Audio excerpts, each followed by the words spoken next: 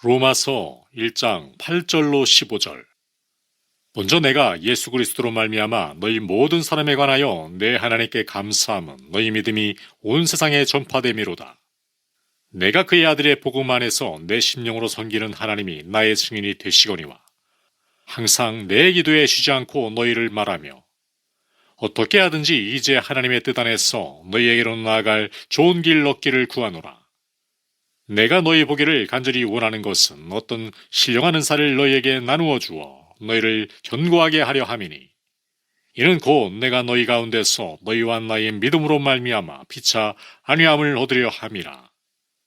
형제들아, 내가 여러 번 너희에게 가고자 한 것을 너희가 모르기를 원하지 아니하노니 이는 너희 중에서도 다른 이방인 중에서와 같이 열매를 맺게 하려 함이로되 지금까지 길이 막혔도다. 헬라인이나 야만인이나 지혜 있는 자나 어리석은 자에게 다 내가 빚진 자라. 그러므로 나는 할 수 있는 대로 로마에 있는 너희에게도 복음 전하기를 원하노라.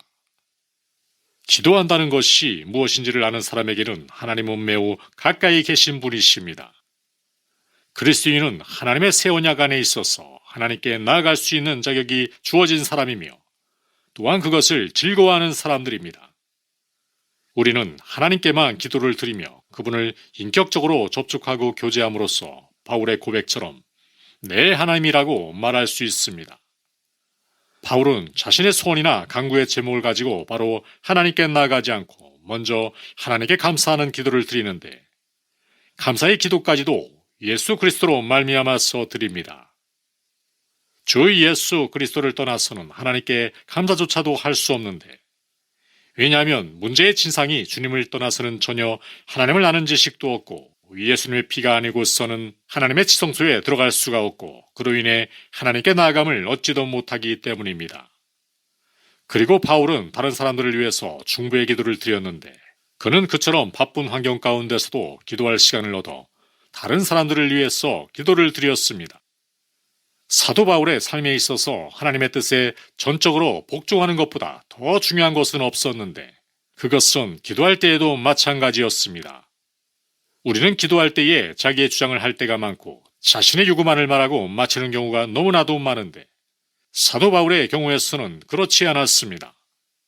그는 먼저 하나님의 뜻에 전적으로 순종하는 기도를 드리고 그의 뜻대로 모든 것들이 이루어지기를 바라면서 자신의 계획이나 생각들을 그분의 뜻에 맞추는 기도를 드렸습니다.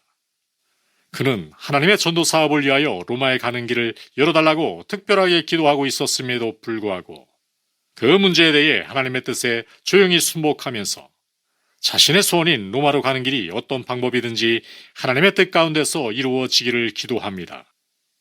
위대한 사도 바울은 하나님과 그처럼 친밀하고 하나님과 성령과 그처럼 잘 조화를 이루고 있었음에도 불구하고 그는 자신이 그렇게도 간절하게 소원하는 것을 여러 해 동안 얻지 못했다는 것에 대해 우리는 위안을 받을 수 있는 것은 하나님의 큰 뜻 안에서 이와 같이 예외적이고 비상한 사람에게도 그러한 일이 일어날 수 있다면 우리에게도 그런 일이 일어날 수 있다는 것은 지극히 당연한 일로 받아들일 수 있기 때문입니다.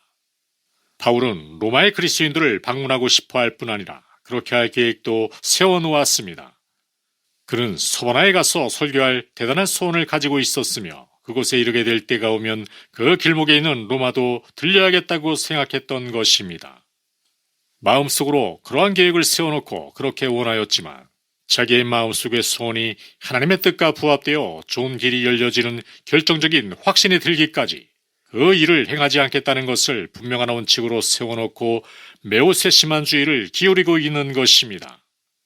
사도 바울이 원하는 것은 하나님께서 그로 하여금 좋은 여행을 할 수 있게 만들어주시는 것이었고 로마로 여행할 수 있는 좋은 길을 열어주실 것을 기도하며 기다리고 있었습니다. 하나님의 뜻이라는 확신이 들기 전에는 결코 움직이려고 하지 않았으며 하나님의 축복을 받는 것이 아니라면 그 어느 것도 잘 되었다고 보지 않는 것입니다. 바울은 자신과 자신의 생각을 철저하고 절대적으로 하나님의 뜻에 복종시킨 것입니다. 바울은 여러 가지 장애들을 통해서 하나님의 뜻이 밝혀지는 것을 예민하게 느꼈으며 그것들을 하나님의 뜻으로 인정했습니다. 여기서 우리는 그리스도인의 삶에서 하나님의 일이라고 할지라도 많은 장애 요소가 있다는 것을 알 수 있으며 또한 하나님께서 자기의 종을 인도하시기 위해서 그 장애 요소들을 어떻게 사용하시는지도 보여줍니다. 장애의 요소에는 성령께서 사람의 영을 억압하시고 직접 통제하시는 방식으로 올 수가 있는데, 이런 경우에는 모든 사람들이 좋다고 하거나 아무리 옳다고 확신이 있을지라도 그것을 억지로 하려고 해서는 안 됩니다. 그것은 하나님의 뜻이 아니기 때문입니다. 그러나 마귀의 방해로 장애가 오는 경우도 있는데, 우리는 그것을 잘 분별하고 장애가 있을 때에는 하나님께 기도하면서 억지로 그 장애물을 치우려 하지 말아야 합니다. 하나님에 의해서 이런 걸림돌들이 제거되었을 때에 그 일을 시작하는 것이 바로 사도 바울의 방법이었다는 것을 기억하시기 바랍니다. 우리는 모든 일을 행함에 있어서 하나님의 관점에서 생각해야 합니다. 우리의 작은 생각으로 판단하는 오류를 없애야 하며 전체를 보시는 하나님의 계획에 순복해야 합니다. 내 심령으로 섬기는 이란 말에서 찾아볼 수 있는 것은 예배의 정신입니다. 하나님을 경외하고 마음 중심에서 하나님을 섬기는 삶, 그 자체가 하나님께 예배하는 삶이라고 할 수 있습니다. 여기서 심령으로 섬기는 이라는 말씀에서 알 수 있듯이 그의 섬김은 진지했다는 것을 알 수 있으며, 그것은 내 영으로, 즉 자신의 내밀한 부분에서 나오는 뜨거움과 골수로 사무쳐 그렇게 하지 않으면 답답하여 견딜 수가 없는 내면적인 섬김입니다.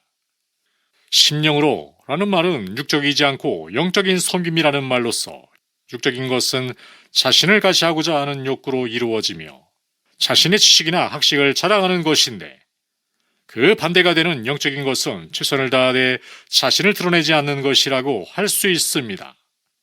심령으로 섬긴다는 것은 상간 마음의 가장 깊은 소원이 하나님을 섬기는 것이라는 것이며, 자기의 존재 전체와 자기의 전체 인격을 들여서 하나님을 섬기는 것을 말하는 것입니다.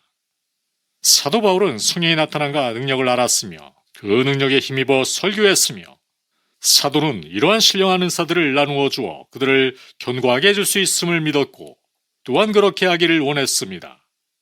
그런데 고린도 교회에서는 성령의 은사로 말미암아 서로 자랑하고 논쟁하는 등 자신이 받은 은사가 최고라고 생각하여 은사를 받지 못한 사람들을 멸시하는 등 그들을 세워주기는커녕 오히려 그들을 혼란에 빠지게 하는 요인으로 만들었습니다. 그런데 바울이 로마 사람들에게 신령한 은사를 나누어주고 싶어하는 것은 교리를 밝혀주고 가르치고 교훈하고 세워줌으로써 그들로 하여금 뿌리가 잘 박히게 하기 위해서입니다. 사도 바울이 그들에게 나누어주고 싶어 했던 성령의 은사들은 자신이 소유한 많은 은사들 가운데서도 특히 하나님에 관한 진리로 사람들을 거룩하게 세워줄 수 있는 지식과 지혜의 말씀이었던 것으로 생각됩니다. 우리를 참으로 굳세게 하는 것은 말씀에 대한 깊고 철저한 지식이기 때문입니다. 12절 말씀을 다르게 번역하면 이는 곧 너희와 나의 믿음으로 각자 서로 용기를 얻게 하기 위함이다 라고 할 수 있습니다. 사도 바울은 로마의 성도들에게 용기를 주고 자신은 위안을 받게 될 것을 확신하였듯이 우리도 성도의 교제를 통해서 이렇듯 서로 용기를 주고 위안을 받는 관계가 되어야 합니다. 그가 그들에게 정중하고 겸손한 문구를 사용하여 편지를 쓴 것은 자신이 겸손한 사람인 것처럼 행세하는 것이 아니며 자신의 지식이 많다거나 자신의 세련된 모습을 보이기 위해서 그렇게 하는 것이 아니라 그들의 오해를 피하고자 했던 것이며 무엇보다도 온전히 하나님의 은혜에 보답하고자 하는 마음으로 그렇게 했던 것입니다. 그는 사도로서 부름을 받았고 위대한 능력을 받아 그 능력을 행사하는 성령을 힘입은 사람이었으며 또한 자신의 입지가 특출한 사람이었음에도 불구하고 그는 다른 사람들로부터 도움을 받을 수도 있고 또 자신의 처지와 다른 사람들로부터 유익을 얻고자 했으며 다른 사람들과 동등한 위치에 서서 참된 교제를 나누는 그리스도인으로서 있기를 원했습니다. 그리고 자신이 받은 신령한 은사들도 나누어주고 공유할 수 있었던 것은 자신에게 주어진 모든 조건들은 하나님의 것이라는 마음이 있었기 때문에 가능했으며 그들과 같은 위치에서 그들을 바라볼 수 있었던 것도 그런 마음에서 나온 것입니다. 성도들은 모든 체험들과 사상들과 이해들을 서로 교환하며 상호 주고받으며 서로 도와주며 모두 다 이 일에 함께 참여하는 것이 바람직합니다. 이제 우리는 바울이 하나님의 말씀을 전하라는 부르심을 받은 것과 같은 방식으로 말씀을 전하라는 부르심을 받았고, 또 어떤 사람들은 여전히 자기들의 전체 삶과 힘을 들여 복음을 설교하고 가르치라는 소명을 받았습니다. 그러나 다른 의미에서 우리 모두는 사람들과 접촉을 하고 있기 때문에 모두 다 복음을 전하라는 소명을 받았다고 할 수가 있습니다. 그런데 여기서 바울은 빚진 자라는 말을 합니다. 자신은 이제 채무를 갚아야 할 의무를 마땅히 행해야 하는 자리에 처해 있다는 것입니다. 그리스도인은 어떤 것을 가지고 다른 사람들에게 그것을 줄 수 있는 사람이며, 다른 사람들에게 안식과 평안을 줄 수 있을 정도로 그 영혼에게 말할 수 있는 사람입니다. 그리고 빚진 자는 다른 사람에게 넘겨줄 것을 가진 자들로서 당연히 복음에 관한 지식을 가지고 있어야 하며, 그것을 갚기 위하여 복음을 다른 사람에게 전해 주어야만 합니다. 이 지식은 단순한 한 이론에 불과한 것이 아니라 우리의 삶 속에서 체험적으로 이에 대하여 무엇인가를 알고 그것을 의지하며 그것이 무엇인지를 스스로 알기 때문에 죽음 앞에 서게 될 때에도 이 확신으로 담대할 수 있는 것입니다. 이제 우리는 다른 사람들에게 그 축복을 나누어 줄 수 있고 또 건네줄 수 있는 능력이 있는 사람들입니다. 사도 바울이 매우 강조하고 싶어하는 사실은 자기는 이것을 모든 사람에게 줄 수 있다는 것인데, 그래서 그는 온 세계의 모든 사람들을 상대로 헬라인이나 야만인이나 지혜 있는 자나 어리석은 자에게 다 내가 빚진 자라 라고 말합니다. 당시에 헬라 사람들은 인류 세계 전체를 헬라인과 야만인으로 나누어 헬라인이 아니면 야만인 둘 중 하나에 속하게 만들어 놓았는데, 그래서 바울은 이 가치 있고 값으로 따질 수 없을 정도로 귀한 지식을 온 세계 열방의 모든 사람들에게 나누어 주고 싶다고 말하고 있는 것입니다. 우리가 진정으로 불신자들이 믿지 않는 채로 죽는다면, 정말로 지옥으로 간다는 것을 믿고 있다면, 우리는 이것에 대하여 강박관념을 느껴야 합니다.